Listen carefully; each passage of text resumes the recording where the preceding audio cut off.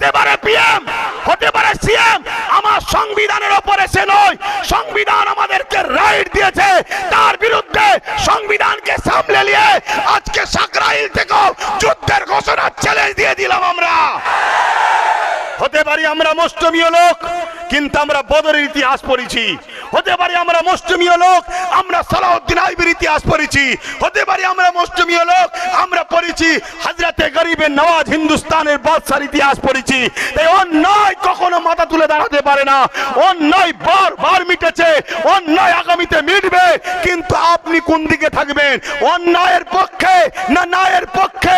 অন্যায় দিকে চুপ থাকা মানে অন্যায়ের সাথে ন্যায়ের পক্ষে যদি দাঁড়াতে পারেন, হতে পারে আপনার শহীদের বিনিময়ে, আপনার জীবনের বিনিময়ে আল্লাহর দ্বীন, আল্লাহর কোরআন, আল্লাহর মসজিদ মাদ্রাসা এই ভারতবর্ষে মাথা তুলে থাকবে।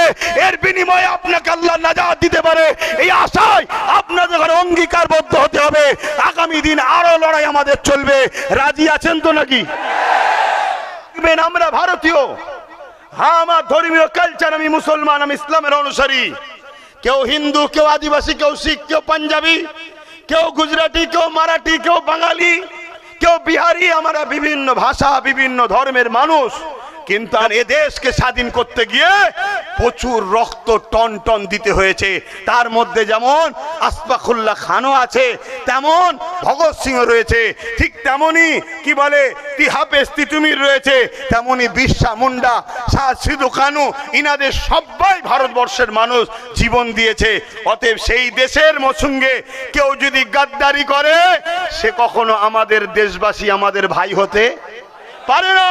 কিন্তু গর্বের সাথে বলতে হয়, আমাদের মুফতি বাকিবুল্লাহ সাহেব যেটা বলছিলেন, যতগুলো গাদ্দার ধরা পড়ছে সব কটার সঙ্গে বিজেপির সম্পর্ক। দেখুন, সব কটার সঙ্গে বিজেপির সম্পর্ক। তাহলে এই জুলুমটা হবে কেন? প্রশ্ন দিয়ে জায়গায় আমাদের উপরে এই জুলুমটা হবে কেন? আজকে সবাই এই দেশে স্বাধীনভাবে বসবাস করবে, সবাই সবার অধিকার নিয়ে থাকবে, আর আমার মসজিদ, আমার কবরস্থান, আমার ঈদগাহ, আমার খানগাহ, আমার বেলায় এত সমস্যা কেন? একটাই সমস্যা, সবার গার্জেন আছে, আমাদের গার্জেন নাই। একটাই সমস্যা, সবার গার্জেন আছে আর আমাদের গার্জেন আমাদের দুশ্মনদের যে পা চেটে বেড়ায়, এটাই সমস্যা। আজকে আপনি প্রাইম মিনিস্টার হতে পারেন, আপনি আমার ভারতের রাজা নয়, আপনি প্রধানমন্ত্রী হতে পারেন, আপনি ভারতবর্ষের কোন মালিক নয়। ভারতবর্ষে আমরা সবাই রাজা। আমরা আমাদের মধ্য থেকে কেউ বেশি যাকে পছন্দ করে, যার পক্ষে লোক বেশি যায়, সে ক্ষমতার আসনে বসে শুধু দেশ ও দেশবাসীকে সুন্দরভাবে পরিচালনা করার জন্য। বর্তমান ভারতবর্ষের আকাশে এমন একটা কালো মেঘ উঠেছে, যেখানে যারাই শাসক তারাই শোষক, যারাই ক্ষমতায় আছে তারাই দেশকেই শেষ করছে। আর আজকে আমরা দুর্বল। ভারতবর্ষে 3 শ্রেণীর মানুষ আছে। এক শ্রেণীর মানুষ এত উপরে উঠে গেছে, তাদের নিচের দিকে তাকাবার সময় নাই, তারাই তো দেশকে খরিদ করছে। যারা আমাদের কেন্দ্র সরকারের বন্ধু, আপনারা সব নামগুলো জানেন। দ্বিতীয় শ্রেণী হলো যারা মিডিল ক্লাস, তারা ওপরে উঠার জন্য এত ব্যস্ত, দেশ ধ্বংস হয়ে যাচ্ছে, তাদের কোনো খেয়াল নেই। নেতাদের চামচাগিরি করে করে শুধু অবৈধভাবে কন্ট্যাক্ট লবো, টাকা ইনকাম করব, এই চিন্তায় পেরেশান, দেশকে নিয়ে ভাবার সময় নাই। তৃতীয় আরেকটা শ্রেণী, যারা অবশ্যই ভারতবর্ষের জন্য জীবন মরণ আজও লড়ছে, কিন্তু দুঃখের বিষয় তারা একেবারে মাটিতে পড়ে থাকা লোক। তারা না বললে কেউ শোনে না, তাদের লড়াই করার ক্ষমতা আছে না, তাদের অর্থ পাওয়ার আছে না, রাজ পাওয়ার আছে। সেই শ্রেণীটার সংখ্যা কিন্তু ভারতবর্ষে বেশি। শহরতলিতে উঠবো, তারপরে শহরে যাব, তারপরে আমাদের টার্গেট কলিকাতা হলো পশ্চিম বাংলার রাজধানী।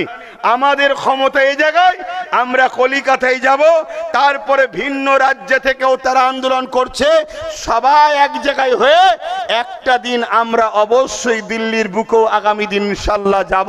আপনারা রাজি আছেন তো নাকি? রাজি আছেন তো নাকি? মনে রাখবেন, ত্যাগ স্বীকার করতে না পারলে, সংগ্রামের রাস্তায় শক্তভাবে জমে থাকতে না পারলে কখনোই বিপ্লব আসেনি। আমার দেশকে 200 বছর ধরে ব্রিটিশ শাসন করছিল। ওই 200 বছরের ব্রিটিশের গোলামি থেকে আমার ভারতবর্ষকে আজাদ করতে গিয়ে খুনের সময় খুন দিতে হয়েছে, জীবন দিতে হয়েছে, সব কিছু উৎসর্গ করতে হয়েছে, তারপরে কিন্তু ভারতবর্ষ স্বাধীন হয়েছে। সেই 77 বছর স্বাধীনতার পরে আজ আমার ভারতবর্ষের কালো আকাশে এমন একটা কালো মেঘ 2014 সাল থেকে বসলো, একটার পর একটা আইন করছে, যে আইনটা সম্পূর্ণ দেশ বিরোধী, দেশের সংবিধান বিরোধী, দেশের নাগরিকদের ক্ষতি করছে। শুধু বিশ্বগুরু বলে কোটি কোটি টাকা খরচ করে বিদেশে গিয়ে ফটো তুলে ঘুরে আসছে, কিন্তু এত বড় নিকাম্মা, এত বড় অসভ্য, এত বড় বেকার যে আমার দেশের একটা কোনো কল্যাণ করতে পারেনি। আজকে আমার ভারতবর্ষের চতুর্দিকের ভৌগোলিক পরিবেশ দেখুন। চীন আমার দেশের দুশ্মন, পাকিস্তান আমার দেশের দুশ্মন, নেপাল আমার দেশের দুশ্মন, শ্রীলঙ্কা আমার দেশের দুশ্মন। চতুর্দিকে যারা আছে তাদের সঙ্গে আমাদের বন্ধুত্ব নাই। বাংলাদেশের সঙ্গে যদিও বন্ধুত্ব ছিল, এই অসভ্য বর্বর এই বেকার সরকার আসার পরে বাংলাদেশের সঙ্গে সম্পর্ক খারাপ হয়ে গেল। যদি আমার চতুর্দিকে গ্রামের প্রতিবেশী আমার দুশ্মন হয়, তাহলে বাইরে থেকে যে খুশি এসে প্রতিবেশীর সহযোগিতা নিয়ে আমাদের ক্ষতি করা সহজ হবে না? হবে না? আজকে পুরো দেশটাকে মিটাতে লেগেছে। এই জায়গায় একজন দেশের নাগরিক হিসাবে আপনার ধর্মীয় পরিচয় কি, আপনার ধর্মীয় কালচার কি, আপনার ধর্মীয় ভাষা কি, ওটা আপনার কাছে থাকুক। মনে রাখবেন, এখন দেশ বাঁচাতে হবে আমাদের ঘরে, সংবিধান বাঁচাতে হবে আমাদের ঘরে, ওয়াকফ বাঁচাতে হবে আমাদের ঘরে। এই আগামী দিন আদিবাসীরা আমাদের সঙ্গে আসতে চায়, মতুয়া ভাইয়েরা আমাদের সঙ্গে আসতে চায়, দলিতরা আসতে চায়, বিভিন্ন হিন্দু মহলে শিক্ষিত লোকেরা আসতে চায়। তাই মহল তৈরি করা হচ্ছে। সব জায়গায় এক স্টাইলে চললে হবে না। মুক্তাদায়ে হাল বুঝতে হবে, মুক্তাদায়ে হাল বুঝতে হবে। এ লড়াই শুধু মুসলমানদের লড়াই নয়, এ লড়াই প্রত্যেকটা দেশপ্রেমিকের লড়াই। তারা আমাদের সঙ্গে আসতে চাইছে, তারা আমাদের সঙ্গে বসতে চাইছে, তারা আমাদেরকে সাথে নিতে চাইছে। তাই আমাদেরকে ভাবতে হবে, আমাদের সামাজিক যে আন্দোলন রয়েছে সেই আন্দোলনে আমাদেরকে ঐক্যবদ্ধ হতে হবে। আসুন